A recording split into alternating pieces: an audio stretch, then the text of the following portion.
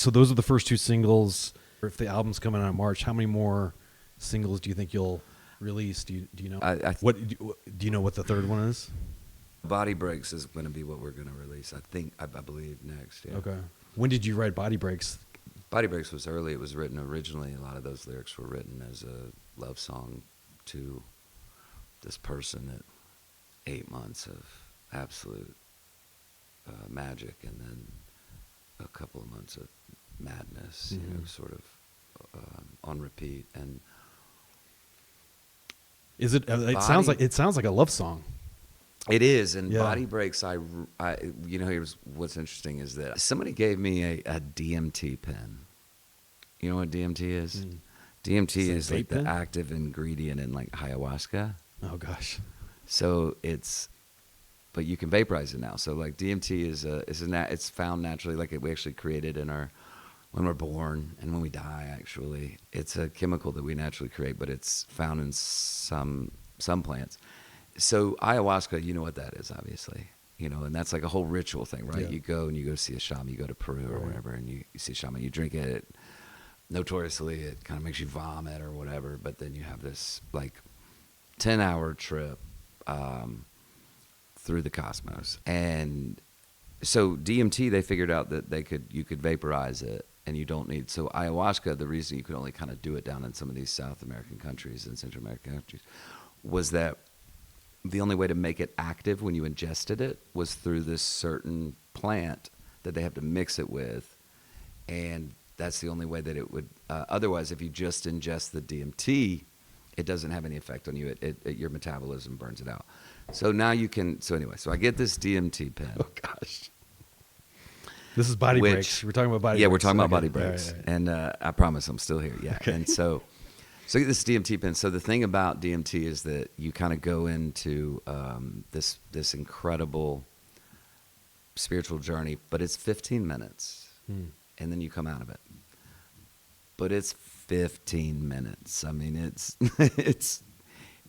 every second of 15 minutes, and they tell you, like, so I get this thing. Where were you?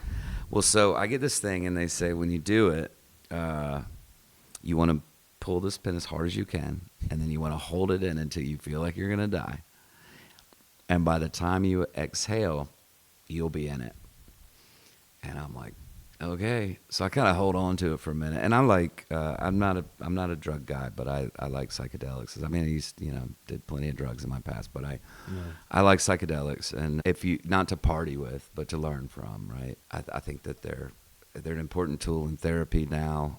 Again, I'm not saying I go party with it. Right. I don't even, if I'm playing at a festival, I'll be there, but I don't go if I'm not. So like, I'm not like out there tripping balls, like just doing the hippie dance or whatever. But so anyway, and as you can hear in my songs, I definitely need some therapeutic options. Some help, yeah. Some help. Don't say that. I can say it. You fucking can't. No. So anyway, so Body Break. So I was playing a run of shows down around 4th of July, up and down Florida and into Georgia, all along the East Coast. And one of my best friends lives down in Ponte Vedra Beach. So a couple of the shows were close enough to there where I just stayed with him because we got to hang out, and he's one of my best friends in the world. And so one night, and he's got wife and kids, and his kids are awesome, and his wife's great, and so she kind of we go do our thing, and we're playing Golden Tee and just going out and being a mess, and he needed to go to bed. I wasn't quite ready yet, and he had these great e-bikes, beach bikes that are e-bikes, those kind of flat seated ones. They look like those old cafe racers. So I said, "Hey, dude, I'm gonna take this e-bike down to the beach." He lives right there, so down to the beach. This is Ponte Vedra. So I'm cruising, and I have that DMT pen in my pocket, and I'm feeling like inspired. It's the perfect temperature, and I'm just riding around, and I go down to the beach. I'm riding on the beach, and then I say, "Oh, well, fuck it. This is the time to hit this thing." So it's like 3:30 in the morning or something. But that it happened to be that time. And Jupiter, Saturn, Venus are all in a line at this time. And Mars is kind of up here. And so I'm sitting on this beach, and it's Palm Beach, so it's a little bit away from a city with a lot of lights. There's not a ton of light pollution. And I think, like, well, this is the time to do it. And I was, you know, kind of just staring at these planets. So I hit this pen, and when I tell you, like, I held it in as long as I could. And then by the time I breathed it out, like, I could feel it up my spine. And if you've ever done kind of psychedelics, like, there's, you know, the tingling comes up my spine, and it's sort of that in the back of your head.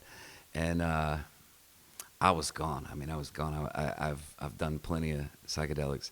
Normally, you feel like, okay, I'm different. My brain is feeling different, so the world looks different because my brain's feeling different.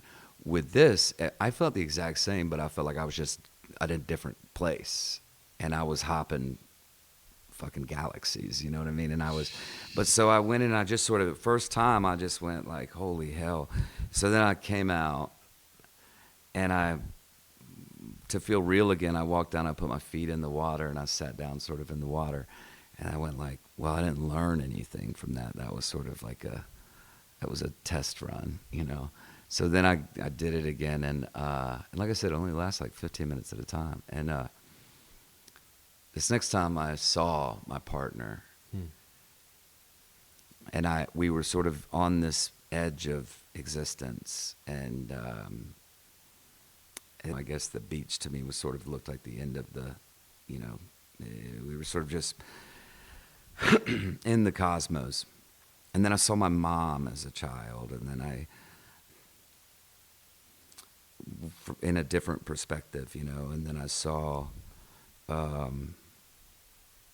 you know, my sister and my friends, and I came back, and I could see, I saw my mom as a child, and I saw my partner as a child, and I realized the parallels of sort of what this is what we do, sort of. We find our parents, you know, that's who teaches us our attachment styles. So, of course, we're sort of drawn to an attachment style with somebody that has a similar attachment style. I've said that too many times in the last 30 seconds. But I saw her, and we were sort of in not a great space during that time. Every time I would travel, we would sort of have issues. And I saw her in that, and that's the, like, Mr. Sadie walks the beach. Mr. Sadie walks the beach. Well, I think he knows it's all out of reach. Yeah. He waltzes on the edge of all, the boundaries fade away and fall. Yeah, so that line, like, he waltzes on the edge of all, the boundaries fade away and fall, a brand new day. Well, the line that I've always loved is, there was a child inside that wants to play, the warden keeps him locked away. Yeah, so that comes directly from sort of like observing. But I guess I left that out. Like, I was looking at me as a child as well in this moment, and that inner child was like desperate for things, and there's this sort of adult version of you that's the warden that sort of locks that away. Oh, that's cool. I never would have put that together. That's where that line came from. That's really good. This sort of adult version sort of goes like, you know, like, shut up and stop being stupid, you know, or whatever, to ourselves. And we wouldn't do that to, like, I have kids, you have kids. You know, when they fuck up or when they whatever, I go, like, hey, it's okay. I just need you to be honest about it so we can learn from it and we can do whatever. But it's okay. You're a great person. You're a smart, caring, kind, like, lovely little tiny human. And they're 10 and 7, right? So they're at that sort of that age where they do fuck up, you know, and you got to tell them that. But I don't do that to my own inner kid, you know. I don't ever go like, you're an okay, fine, you know, like, I go like, you worthless, you fucking asshole, right. You know? And so that's sort of that line is, there's a child inside that wants to play, the warden keeps him locked away. The other part of that came out of the lyric from sort of looking at this stuff, you know, on the DMT, is he sees the woman for the girl. She longs to spin, she longs to twirl. She's afraid of this world. Like, I remember in that moment seeing her and feeling not only empathy, but also like this sort of existential dread about, like, as a partner, like, am I also playing warden to her? Like you're keeping the child locked. Yeah. Am I a part of that Yeah. that same system that I'm doing to myself? Like, do I then take that? Because I don't do it to anybody else in this world, but do I do it to my partner? Do I start thinking of my partner as an extension of myself and then do that to them? She longs to twirl, but you may not be encouraging it. Right. Yeah. It's like, you know, it's like I've enmeshed. That's what I am afraid of. I'm afraid that somehow that's I've created those kind of situations where, like, that I enmeshed her into me, and now, like, she has to be as like afraid of being embarrassed or whatever as I am. There's a lot there for just a love song. Yeah, That's well, a lot of deep thoughts there. that's what it Jeez. came from. Yeah. And I just, But like the main line though is I'm gonna love you until my body breaks. right. So that's like, I mean, that's love, right? Yeah. You're expressing that commitment. I'm expressing that commitment, and I think also with the caveat in that song is that with this person, with this specific person, I don't know if we make it together, but I know for a fact that I will love you until the day that I die. Like, I just know that for a fact, and which, you know, can make things hard or beautiful or whatever, but with her I know that, and whether it's a regret or somebody that I wake up to every morning, whether she is that or whichever she is, I just know that. I know that I'll still be somewhat obsessed with her until, you know, even when my body's breaking down and dying. Which is why it gets kind of darker in the chorus, you know. I walk through the, whatever it is, I walk through the darkness, I'll crawl through whatever it takes. If it's broke, you need to see on me, turn your head around. It was broken when we started this, and I'm not different now. Right. But then there's redemption at the end. I was broken when we started this, and I've awoken now. And that all came out of that, like that night on the beach. You wonder if it was the planets aligning or the DMT or the beach, you know? Like, I think it was all of it. All of it, yeah. That's cool. I think it was all of it. I think it was. There's something strange about when you see your mother as a child playing on the rings of Saturn, and you see your partner as a child playing on the rings of Saturn, and you see yourself, and you go like, "What are we fucking do? We're all just scared kids that want to play, you know." And we grow up into a world where they go like, "Don't fucking play, go make money."